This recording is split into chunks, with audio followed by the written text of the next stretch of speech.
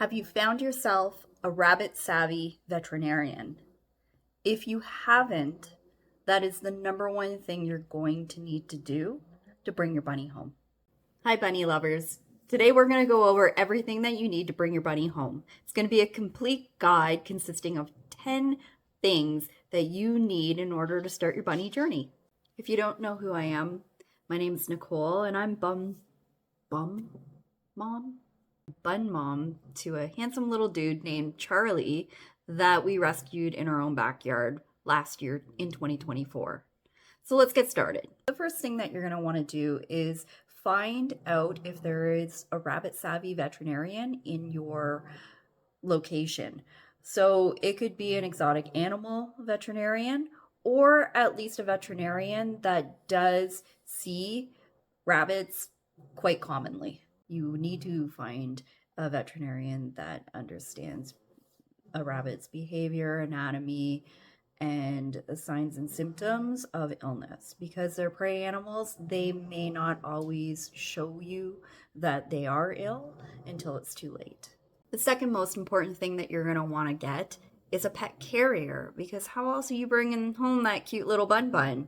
You're going to need something to put them in that they can't escape out of so that they're safe and secure. So maybe have something that your bunny, if it's a small baby bunny, can grow into, and that way you don't have to worry about buying or purchasing another carrier, and it will also be kind of their little safe space at the beginning. The third thing that you're going to want to get is an X pen. So X pens are short form for exercise pens. They are used predominantly for dogs. However, they are a great option for your bunny. And if you plan on free roaming your bunny, it's a great start for you to get to know your bunny and your bunny to get to know you. And if you cannot free roam your bunny, or if you do want to save space for them when you're not home or when you're sleeping, then again, an X pen is a fantastic idea, and you can expand on them and make them larger as time goes on. Just make sure that it's at least a 4 foot by 4 foot and 2 feet high. Some people recommend 3 feet for a bunny. However, I didn't have a problem, but as your bunny becomes more confident, you might run into a little bit of a problem when they start showing their little sassy attitude and decide that they want to hop out of their pen. But 2 feet was fine for me. So my pen originally, before I expanded it, was 4 by 4 by 2. The fourth thing that you're going to need is a water bowl. And you're going to need a solid, wide-based water bowl, something perhaps like ceramic, so that your bunny doesn't tip it over. Bunnies are going to nudge at it or hop and maybe even jump into it. You don't know what your bunny's going to do, and it's very easy for them to knock over something that has a thinner base and is wider at the top, or is just like a stainless steel bowl like you would use for a dog or a cat. A ceramic water bowl, something a little bit heavier and wider, as I mentioned, with that you can put a lot of water in, is going to be fantastic for your bunny.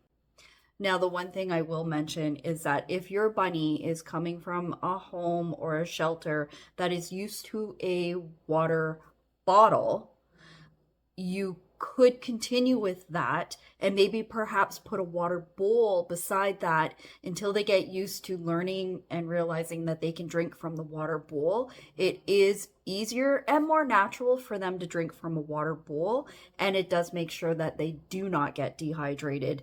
But if your bunny is used to a water bottle and that's all they know, then obviously you don't want to shock them too much and change everything, because they're now in a new environment and they're going to be scared.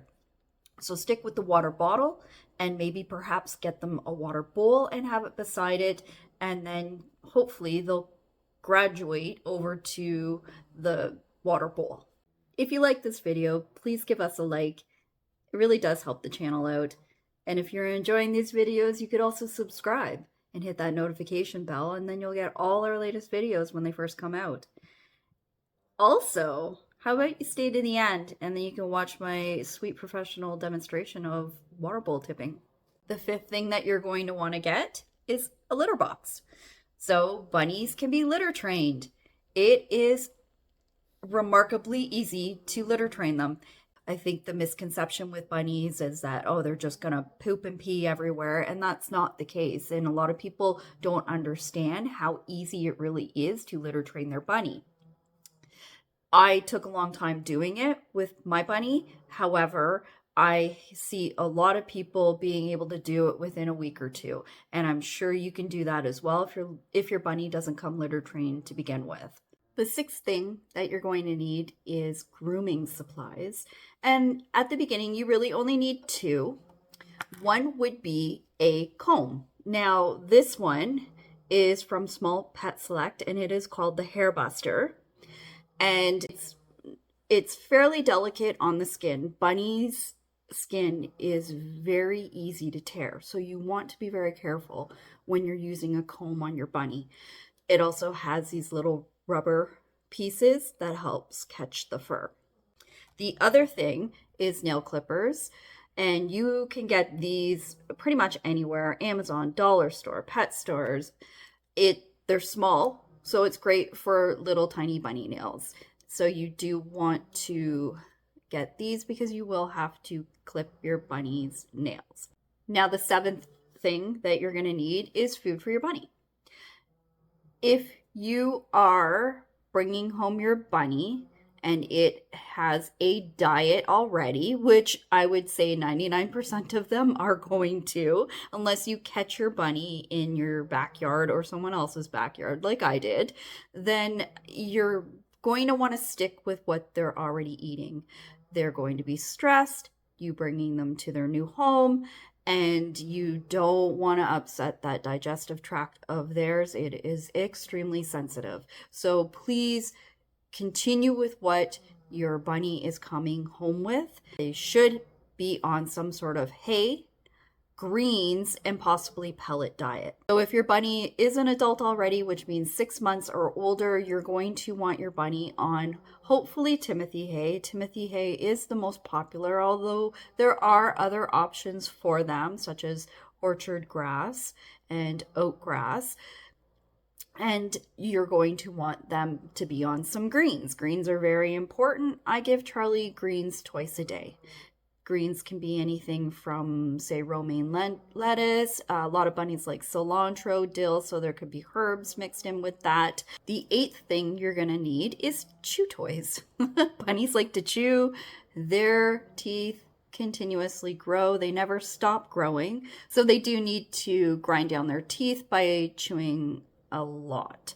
One of the best things for helping that is actually their Timothy hay sticks, such as willow sticks, apple sticks. There is an array of assortment of things that you can purchase for your bunny to help them with their chewing, and that will also hopefully help them with not wanting to chew on the things around your home. That is one thing that you will be spending your money on and possibly wasting a few dollars here and there with what you purchase for your bunny, because they're very picky, some of them, and they don't necessarily want to chew on everything. And when you purchase something, sometimes they won't touch it for months, and then the next thing you know, they're like, yeah, okay, I'll try this. So you may want to hold on to it and not give it away right away, because it could be something that they're like, okay, I'm bored now, so I'll try this since you put it in front of me. So definitely, get yourself a handful of different chew toys for your bunny. Let them kind of decide what they want to chew on at that moment, and you can also rotate those chew toys. That always helps as well with helping to keep them stimulated in that, because they tend to get bored pretty easily. The ninth thing that you're going to want to get is maybe a snuffle mat or just a box that you can cut down, and you can maybe take some packing paper and you can crumple it and put it in a box, and then sprinkle forage or pellets or anything like that. Bunnies do like to search for their food and graze and forage, as I call it. It is very natural for them. So having a snuffle mat or a box or both is great to get your bunny started. Now, the last thing that you're going to want is a little first aid kit. And within that first aid kit, I would say there's 3 main things for you to have, and then you can expand on that. The one would be baby gas drops. Baby gas drops are simethicone, and simethicone helps break up gas bubbles in rabbits that are struggling with a gas buildup, which can become dangerous. So having baby gas drops on hand is great in case you do notice signs of that.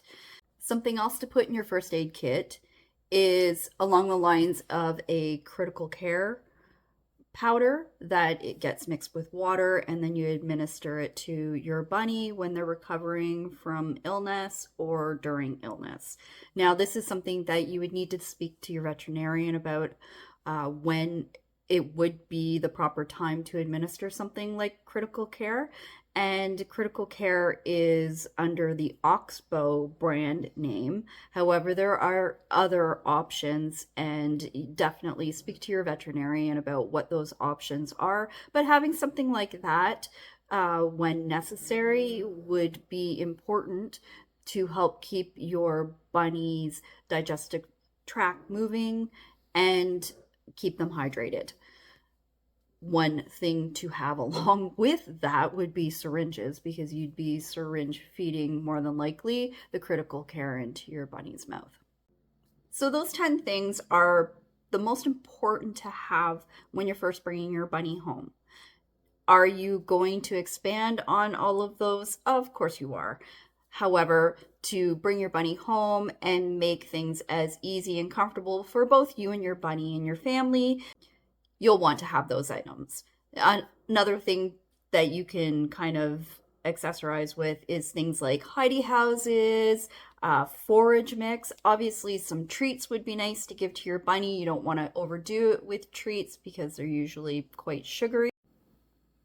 Okay, a narrow base with a bit of a rim here. Bunny's hopping along. Doo-doo-doo. Nudge, nudge, nudge. Spilling their water. Their water bowl could be empty all night and you wouldn't even know it. Not a good choice.